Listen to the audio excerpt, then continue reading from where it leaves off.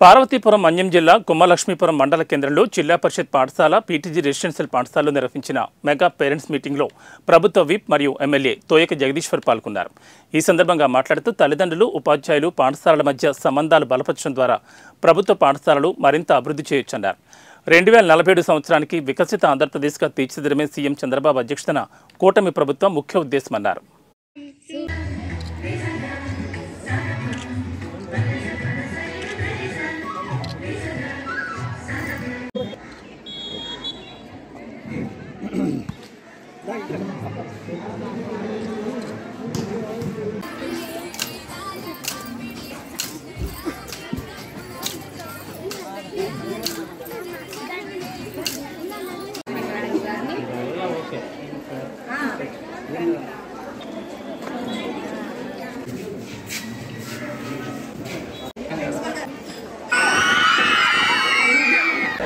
గిరిజన గురుకుల బాలికల